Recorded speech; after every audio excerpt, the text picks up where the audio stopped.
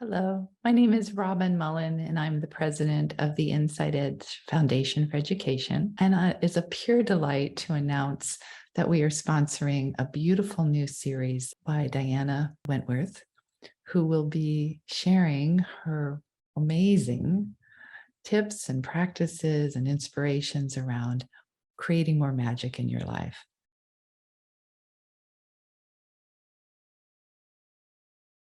This is the sixth and final part of our series on Expect Magic. And the theme today is Ignited, Living the Magical Life. So I'd like to introduce you to Diana Wentworth. She's been a best-selling author, award-winning author, actually, of 10 books, including her beautiful memoir, Send Me Someone. And she is now putting some of her stories and tips and inspirational ideas into her 11th book. She is an amazing, beautiful woman with a big, big heart who's continually, even after the age of 80 now, creating new and wonderful things in her life and for all of us. And with great joy and excitement, I'm able to introduce you to her now. What I really want to address right now is ignited, living the magical life. And as it happens, whenever I choose a subject, at the very last minute before I get to speak about it, it's something just flows into me, and it's like it's on demand. When we ask for something, there might be a little waiting period, but I can count on it. And I have found what I think is the true spiritual alchemy, the energetic alchemy of the quintessential question. And when we have those questions that release endorphins in us and get us excited, there's this amazing energy that comes up. And the question itself has a super high vibration. And it's such a high vibration that it just attracts and magnetizes magic. So I'm going to give you some examples of this, and we're going to play around. We'll even have a breakout room about talking about that kind of magic and that kind of energy. So I was having a conversation this week with Mas Sajati. He's a brain function expert who had 2 near-death experiences, and he really came back from these experiences with a lot of knowledge about how our brain works and how we can live in a different reality. And he said, Diana, he said, when you were 3 or 4, you actually sensed that you could create a new reality. And my reality was pretty grim because I had a manic depressive father who was extremely demeaning, especially since I was a girl. And I was also, as you know, sent off to boarding school at 8. And so there was a lot of bullying that took place as well. And I think probably everybody's had bullying at some point in their life. But I remember just one day playing a game in my room by myself and deciding that I was the short order cook. And I had this counter, and I had a little order pad from the dime store. And so I could be the waitress. I would take the order. I'd go over and slap it on the bookshelf, run behind, and be the short order cook. And I was so excited about this that I can still feel this memory. I couldn't have been more than 4 or 5 years old, but I was creating a new reality. And as I look back on my life from my 80s, I see that there have been all of these magical moments have lined up, and they were always from creating a new reality. And so that reality, I'm convinced, comes from a super high vibration that we create in ourselves. I'm going to talk about 2 parts of it. One part being that the quintessential question that we ask has so much energy that it begins to release all the brain, those good brain drugs that get released, the endorphins running around. And then I will also speak later on the subject of difficulty as possibility. So the dark nights of the soul, and how those are really rich periods in which we can ask these quintessential questions. And that's what brings the magic in. So right now, I'm just begin to think about questions. You know, you can ask, well, ho-hum, how do I have a really good day? Well, you see, there's no solution in that question. And I think that the quintessential questions actually contain the solution, contains the feeling that you want to have, because it's the feeling, it's always the feeling that attracts the magic. So you can ask something that has all sorts of expectation in it. Expectation has its own vibration, and it's the expectation that is what is magical. So I'm just going to give you a quick quote from John O'Donohue here. He talks about having hope, and hope being a place to live in. The beauty of hope is that even in the situation of no evidence that things are good, you can have a completely hopeful heart. I always think that we confuse time with space, and we think that the road of time lies dead flat ahead in front of us. But that's not the way it goes, because I think expectation creates the future, and the quality of the expectation you bring to your time shapes it as it is coming toward you. If you believe you're going to be miserable in the future, there will be a lining up to prove that. Whereas if you have a hopeful disposition, and this is really important, then you'll make openings in your destiny, which will invite greater creativity from you. And that's where the magic is.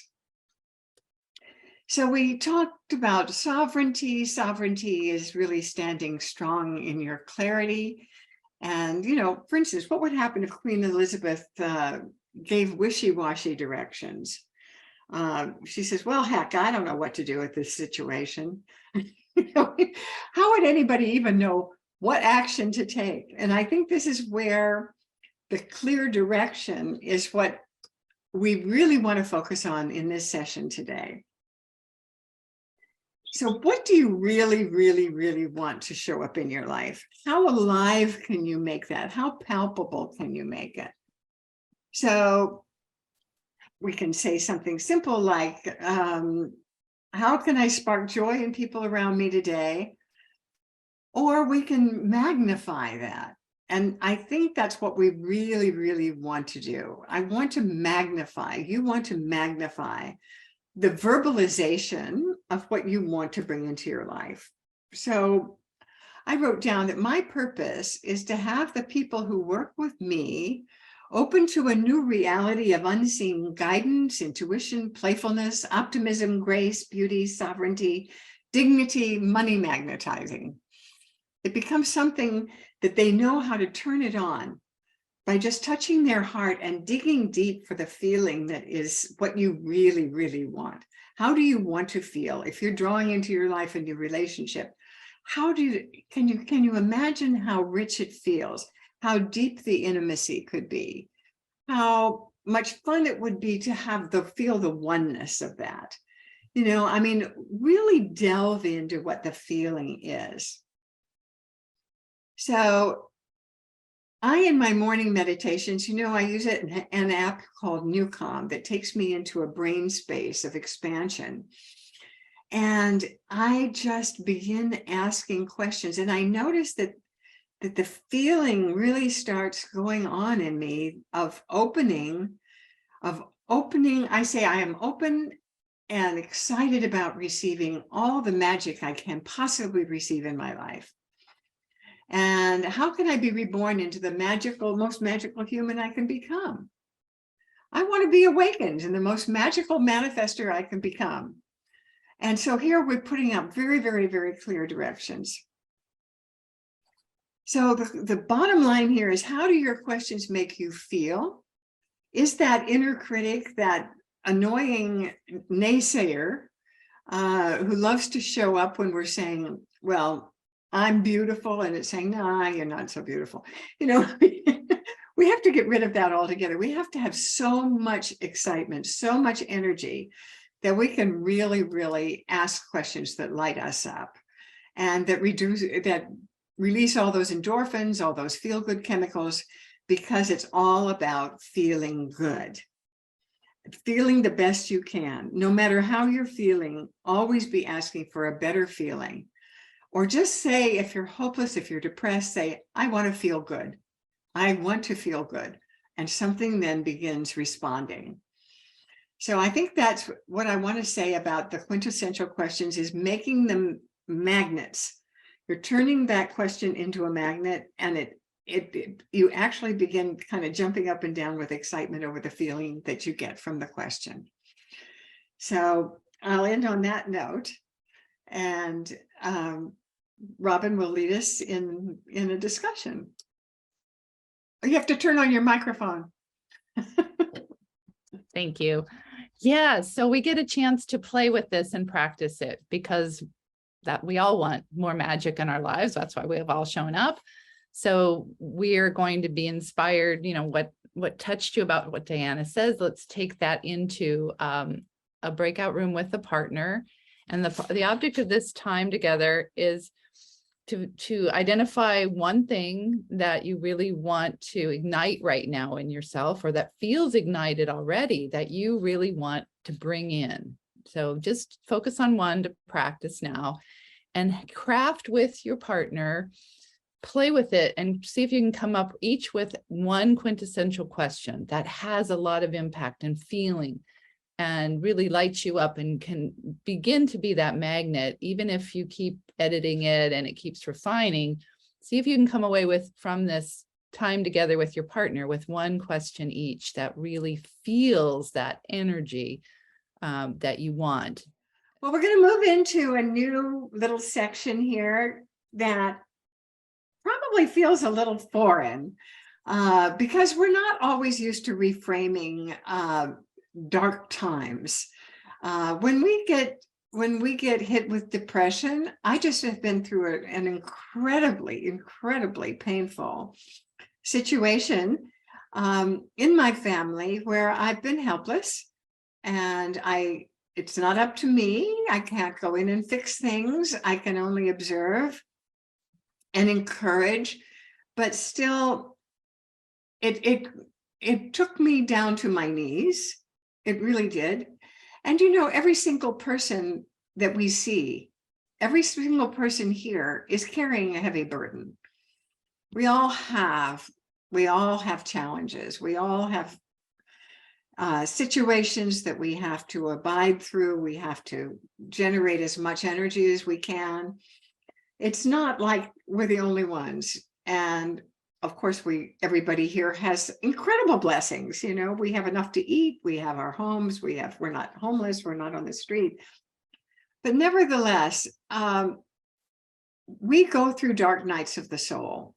And this still happens to me. You'd think I'd have reached a place where I would be so wise that I would just kind of brush this kind of thing aside. But that isn't what happens. I get lonely. I get challenged by not being able to do something that I should be taking care of, that it's just going crazy over here and I don't know how to deal with it. And so I just want us to begin to look at these times and reframe them as much as we can. As hard as it is when we're depressed, as hard it is to generate enthusiasm when we're depressed, there are steps that we can take, and we can take baby steps in creating these new ways of looking at something. And I think it's refreshing and it's healing for us to know that everything shall pass. This too shall pass. Of course, we often say that to each other. I sense that everybody's nodding. But I was in love with something that I found from John O'Donohue, where he talks about difficulty becoming invitation. He says, I find this an important phrase because so many of us experience so much pain and difficulty that only when we look at it as an inviting situation can we turn it around. It's almost like the stepping stone that we're looking for is a stumbling block. But nevertheless, that stumbling block is a stepping stone. He says, I believe that people have an awful lot of pain and it's trapped darkness, and that people get fixated into a kind of prison of their own making. I see this in my own family situation, that somebody's living in a prison of their own making and they can't release themselves from it. And I always think that in that prison wall, if you could even release one pebble to let a little pencil of light through, the whole edifice would already be coming down and you'd be becoming free. So it's really amazing how that the flawed places in our lives are actually the richest sources of possibility and transfiguration and transformation. And that's what the imagination loves. The imagination loves possibility. So it's almost like in these situations, if we say, what magic is possible here? What can transform this into the most meaningful lesson of my life? How can not only I, but the other people involved have their own breakthroughs that lead into a much brighter future? So here we're living with these questions that have the answers in them. And John Donahue says, I would love to live like the river flows, carried by the surprise of its own unfolding. And you see, I think that's the magic, he says. Mm-hmm. I think if you can attend to the journey with a quality of mindfulness that recognizes what's unfolding, then the journey becomes the real kind of adventure. So this is my best advice. When you are in that dark place or that lost feeling, or there's a helplessness, you know, as children, we were taught to say, please. And there's something a little bit pathetic about that. When you think about our own unfolding, I think we need to get really fierce. I think we need to say, come on, give me a miracle now. Give it to me now. That's when something breaks open. There were twice in my life when I was in so much pain, and my career in both times were in so much flux, that I remember going into the bedroom and simply yelling, come on, give me loving and prosperous work, and I will do whatever it takes to make it happen. And immediately, I mean, within 24 hours, there was a whole shift in the conversation and in the possibilities that opened up. So when sovereignty is there, and you clearly know the feeling that you want, and that it becomes real and it is ignited, then your soul just lights up with possibility. And your magical life vision begins to really show up. There's juice. Questions need juice. You are creating a landing strip for your vision by your attitude, by your words, by your expectancy. And then that way you ignite all those endorphins and you energize your spirituality and your emotions and your physical presence in the world, and magic just begins to show through you.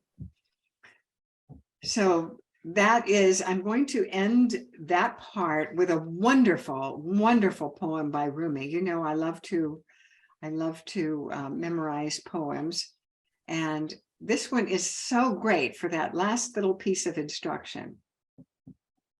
It's called The Guest House. This being human is a guest house. Every morning a new arrival, a joy, a depression, a meanness. Some momentary awareness comes as an unexpected visitor. Welcome and entertain them all, even if they're a crowd of sorrows who violently sweep your house empty of its furniture. Still, treat each guest honorably. He may be clearing you out for some new delight. The dark thought, the shame, the malice, meet them at the door, laughing, and invite them in. Be grateful for whoever comes, because each has been sent as a guide from beyond. Thank you. That's so beautiful. Such a beautiful, beautiful poem. Thank you, Diana. Mhm. All right, let's all take a breath and invite all that to settle and integrate. Intend in this moment that you will remember the most important thing you need to remember to take away from this morning and into your life. You'll have this recording to mine it for whatever you'd like later, but we are all on that platform. I love that quote about creating a landing strip for your vision. We are, That came through this we morning. can I all love that. imagine, but we need to do the hard work of grounding it, Mhm. giving it a place to land and calling it in fiercely. So Mhm. beautiful build up. We've been working with some of this all 6 weeks, but this was a great way you've brought us to this point, Diana. Thank you. So I think, Diana, right now you wanted to do a quick review of where we have been together in order to support people in remembering their journeys, your own personal journey, and Mhm. what really, where you've started and where you are now. And so why don't you give us that review? Okay, well, this is our 6th week, and in session 1, we talked about what expect magic is. And we talked about what our quintessential questions and how valuable they were going to become. In session 2, we did physicality, which was all about embodying magic. And I asked you if you ever had a pet that you adored and how you spoke to that pet. Good boy, good dog. We just pour so much love into those creatures, and they return the love to us. But that isn't the way we speak to ourselves. And so that we now are speaking to ourselves as our body is serving us. We had a wonderful meditation where we recharged. We noticed how we could invite ourselves to renew in their original pattern instead of the situation that they find themselves in. And we talked about how the payoff is in loving, and how that's the way relationships work, that being loved doesn't work unless we can accept it and really feel it. But loving and giving that to somebody else is really great. And then session 3, we talked about creativity and your life as a work of art and your ideal life vision and the different areas of your life. In session 4, we talked about beauty as an energy. And we talked about beauty of personal adornment and of treating ourselves as a goddess and honoring the divine feminine in ourselves and enjoying adornment and all of that. That was really very healing, because we tend to be thought of as vain or something, but there's such joy in creating beauty in our physical presence too. In session 5, that was the last one, we talked about sovereignty as a pure path to essence and giving clear directions to exactly what we really want to bring into our life. We also had some invisible help talk about all of being able to invite all the invisible help, which something we'll never understand how much there is, but it's very alive, and angels want to give to us, but we have to ask. And I showed pictures of all the orbs and lights and the handprints and things like that showed up on Teddy's passing. And so today we're talking about ignite and living your magical life, and that's been our journey.